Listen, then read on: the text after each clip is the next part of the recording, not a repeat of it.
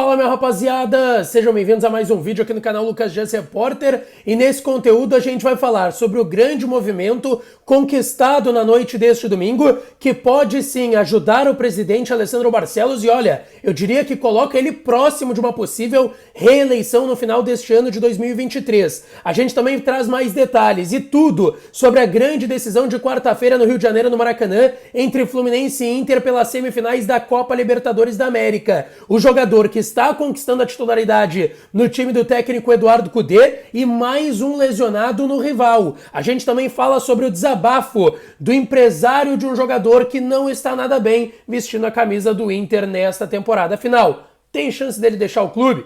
A gente fala sobre isso nesse vídeo a partir de agora. Antes disso, não te esquece, deixa o teu like, te inscreve no canal, ativa as notificações por aqui e é claro que esse vídeo e todos os outros têm o apoio de KTO. KTO.com, a melhor banca de apostas do país, e eu avisei no vídeo da tarde que o São Paulo seria campeão, mas não ganharia o jogo. Tanto que o Flamengo saiu vencendo, o São Paulo teve que empatar com o Rodrigo Nestor no final da primeira etapa, mas acabou com o título primeiro, o título inédito de São Paulo na Copa do Brasil. De certa forma, não é muito bom pro Internacional, né? Porque se o Flamengo vencesse, está lá na ponta de cima, abriria mais uma vaga via Campeonato Brasileiro para Libertadores, mas enfim, o Internacional vai ter que tentar também conquistar essa vaga aí pela própria Libertadores, via Libertadores, com o título que seria o tricampeonato. Vamos começar falando sobre isso, pessoal, porque teve treinamento hoje no CT Parque Gigante, início da tarde, final da manhã, início da tarde, teve treinamento com portões fechados no CT do Internacional, um dia de muita chuva e frio aqui em Porto Alegre. O técnico Eduardo Cudê segue trabalhando a equipe que vai encarar o Fluminense na quarta-feira, 9h30 da noite, lá no Maracanã, Rio de Janeiro. Inclusive, nesta madrugada agora, de domingo para segunda, já estarei embarcando para o Rio de Janeiro. Vou chegar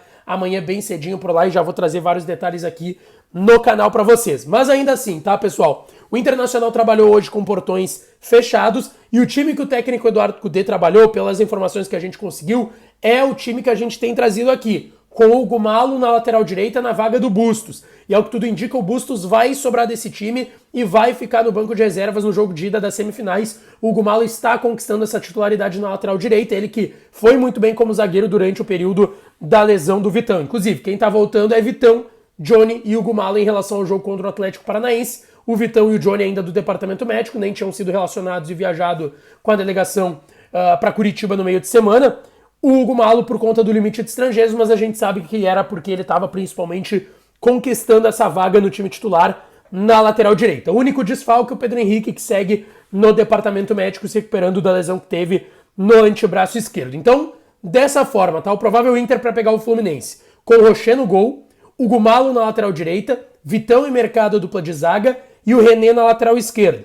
Abrindo o meio de campo, Johnny voltando, Arangues, Maurício e Wanderson, Alan Patrick e Ener Valencia no comando de ataque. Esse deve ser o Inter confirmado pelo técnico Eduardo Cudê para o jogo de quarta-feira contra o Fluminense lá no Rio de Janeiro, no Maracanã, semifinais da Copa Libertadores. E falando, aliás, só pra gente lembrar, antes de falar do adversário do Fluminense, tá? O Inter ainda treina amanhã e terça antes da viagem para o Rio de Janeiro. Viaja na terça após a atividade no início da tarde, com portões fechados amanhã e na terça também. Depois viaja no final da tarde aí para o Rio de Janeiro, já estaremos lá também, tá certo? Falando sobre o adversário, tá? Falando sobre o Fluminense, porque tem mais um jogador lesionado no Fluminense, é um dos principais jogadores do adversário do Inter, o John Kennedy, atacante, famoso, urso, enfim, a comemoração tá muito bem, se reencontrou com a camiseta do Fluminense. Ele teve detectado aí no último treinamento uma fissura no quinto metacarpo da mão esquerda, mas o Fluminense garante que ele não vai ser um problema para o jogo contra o Inter, ele vai ficar à disposição do técnico Fernando Diniz, mas provavelmente vai jogar com alguma proteção na mão, algo que atrapalha, mas não muito, vai estar à disposição e vai começar o jogo. Ele é titular no time do Fernando Diniz e vai jogar na quarta lá no Maracanã, no Rio de Janeiro, assim como o John Arias, que deve voltar de lesão, ficou de fora contra o Cruzeiro, lá no clássico contra o Vasco, na derrota do Fluminense por 4-2, ele teve uma lesão no tornozelo, uma lesão que não era tão simples, era pelo menos uma semana, 10 dias, vai voltar um pouco antes disso nessa recuperação, mas ainda assim, a questão é como que o John Arias vai voltar para esse jogo contra o Inter. Vai voltar 100% de fato? Vai voltar 80%, 85%?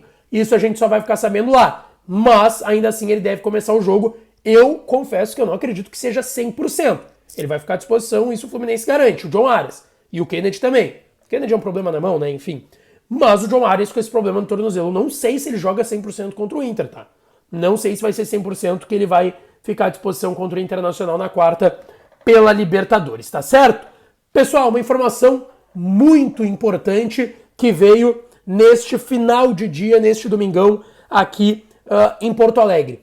E é sobre o cenário político do Inter. Eu tinha prometido no último vídeo, inclusive, não esperava que fosse vir isso, estava atrás dessa informação até agora, uma informação que foi trazida pelo meu parceiro Cristiano Silva, da Rádio Guaíba, agora à noite, e que eu confirmei, tá?